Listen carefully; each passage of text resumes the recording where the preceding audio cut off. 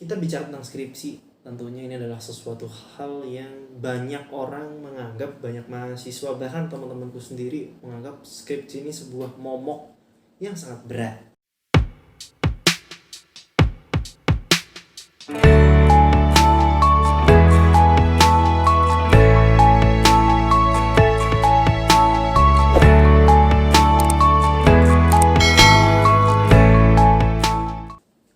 Oke teman-teman, selamat datang di channel YouTube Dias Fahmi. Nah, hari ini adalah momen mengesankan nih bagi diriku sendiri tentunya.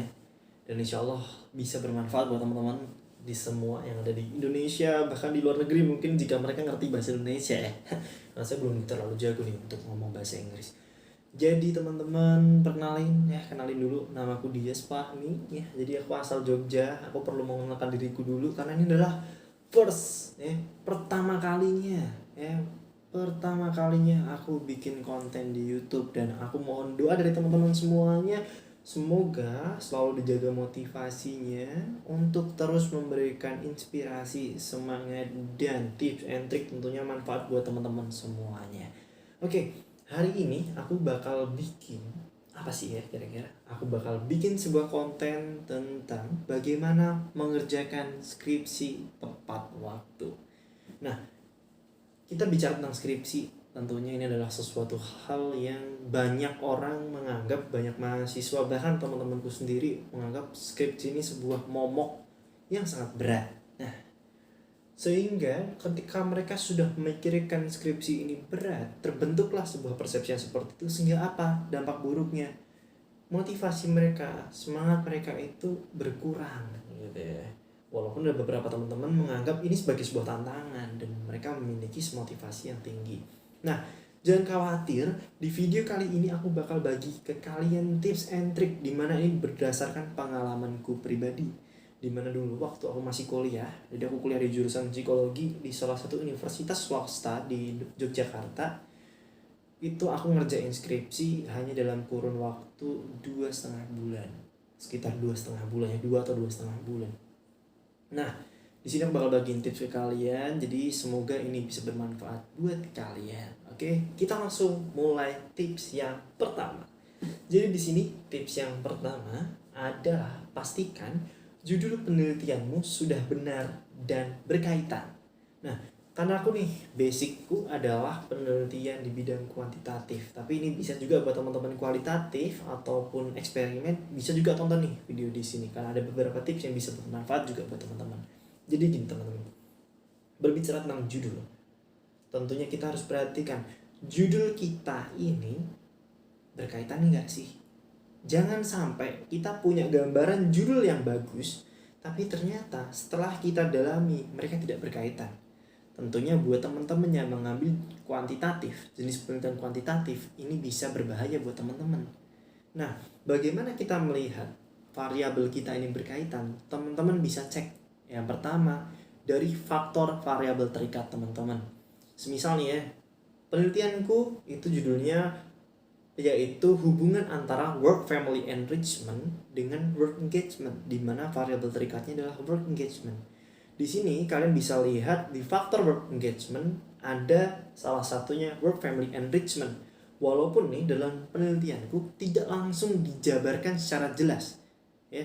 Jadi penelitianku ini bisa jadi tips buat teman-teman semua ketika di faktor tidak ada variabel yang kalian jadikan variabel bebas. Jadi kalian bisa cek dari penjelasan di faktor itu, kira-kira variabel bebas kalian bisa masuk di mana, atau ada salah satu faktor yang bisa dikaitkan dengan variabel bebas yang kita pilih. Nah, itu nanti akan saya bahas lebih lanjut di video-video berikutnya. Tapi di sini kalian bisa belajar sekilas lah. Intinya kalau kita punya sebuah penelitian kuantitatif, teman-teman coba cek dulu di faktor variabel terikat ada nggak sih variabel bebas kita di situ, supaya apa? Ketika teman-teman ajukan ke dosen nantinya itu bisa langsung di ACC, dan kalian harus siapkan apa urgensi dari judul kalian atau topik penelitian kalian, dan kalau bisa sih up to date ya. Jangan sampai kalian itu bikin judul skripsi yang terlalu monoton, itu aja. Misal sekarang banyak banget tentang motivasi kerja, kita ambil motivasi kerja terus. Nah, itu membosankan teman-teman. Kita harus cari topik yang menarik dan menantang nih buat diri kita. Kenapa? Topik sulit akan membuat kita itu semakin greget dalam mengerjakannya. Jadi, ya, pilih judul yang tepat. Jangan sampai salah. Itu untuk tips yang pertama. Dan tips yang kedua apa? Tips yang kedua adalah tetapkan target pengerjaan kalian. Oke teman-teman, jadi di sini udah ada contoh dari kalender yang aku buat dulu nih. Nah, ini perumpamaan aja ya. Jadi gini teman-teman, bicara tentang target, aku nggak akan memaksa teman-teman untuk membuat target nih. Misal dalam 2,5 bulan atau 2 bulan atau bahkan 3 minggu kalian harus selesai dalam mengerjakan skripsi. Karena bicara target, kalian sendiri yang bisa menentukan target kalian berdasarkan kesulitan judul dan bagaimana jenis-jenis dosen ya. Ada dosen yang kadang dalam pelaksanaan bimbingan dalam seminggu mungkin bisa 2 kali, ada yang seminggu sekali, bahkan ada yang 2 minggu sekali. Nah, ini kalian sesuaikan juga dengan keadaan kalian. Nah, di sini aku di minggu pertama tentunya aku bakal bikin ACC judul dari DPS.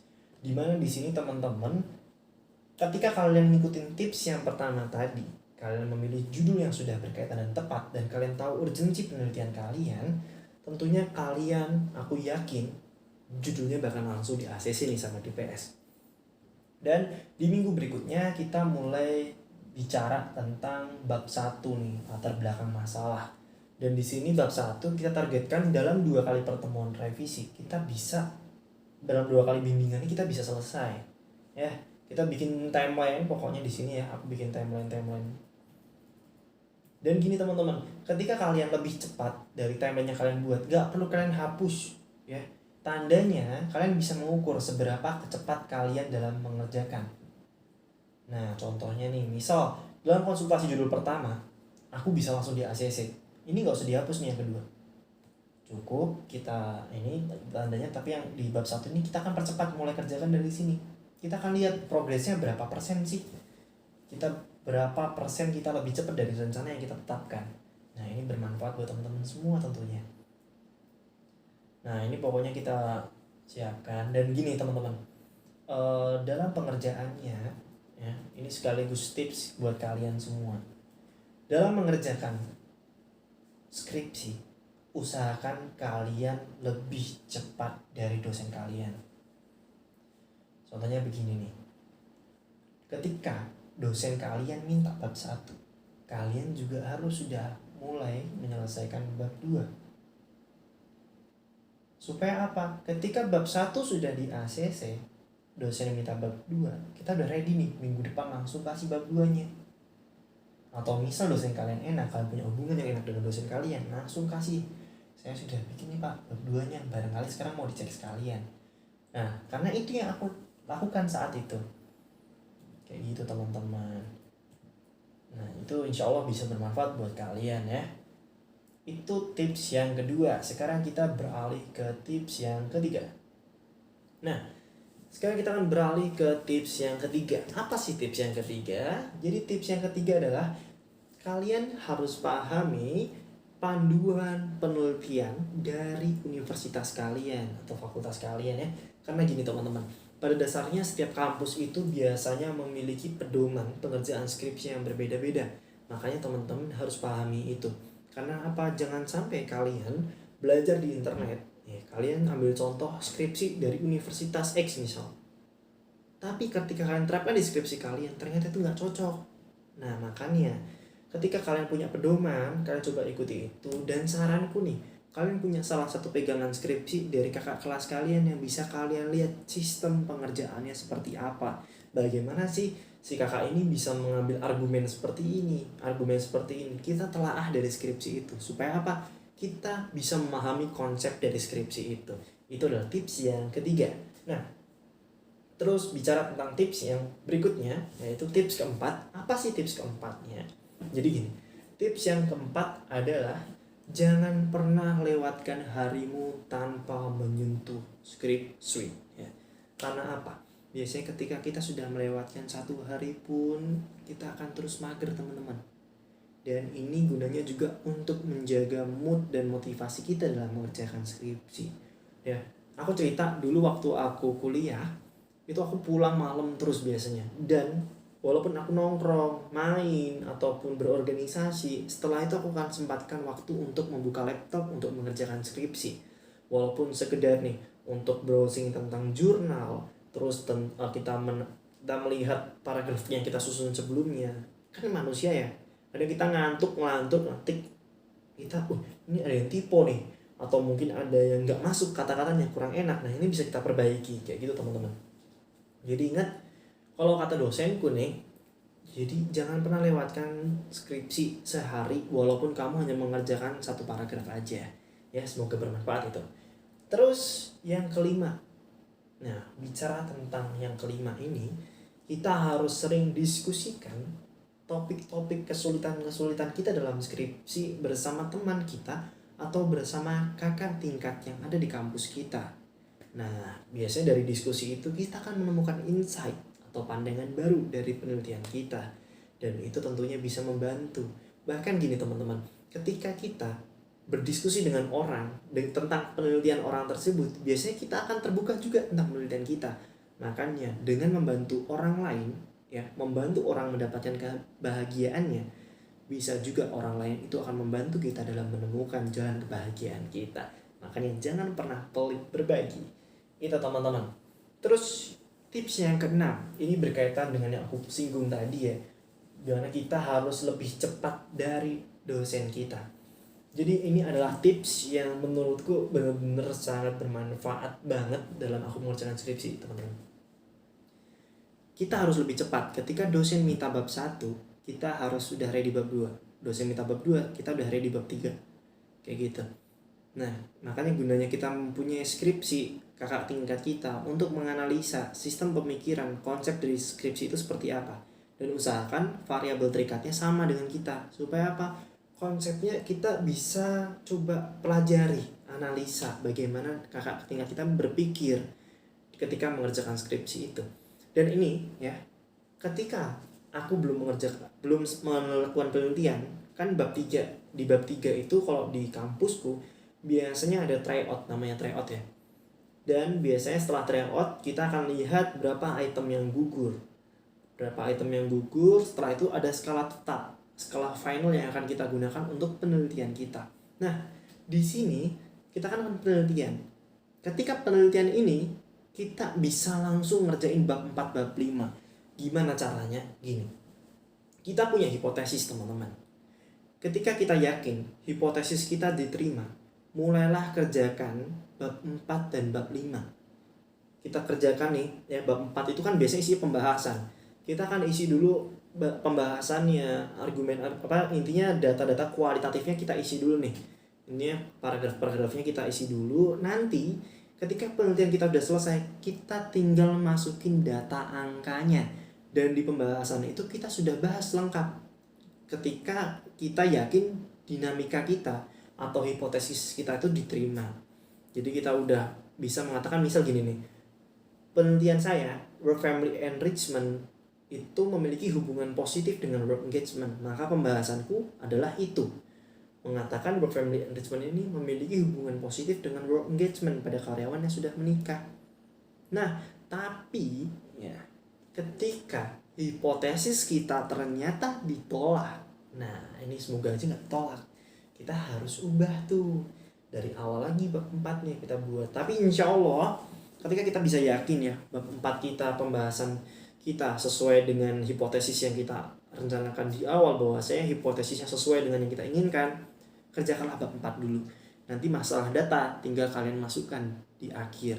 Dan ketika bab 4 tentunya kita bisa langsung menyimpulkan hasil penelitian di bab 5. Itu yang udah aku terapin teman-teman. Dan itu terbukti real 100% membantu aku.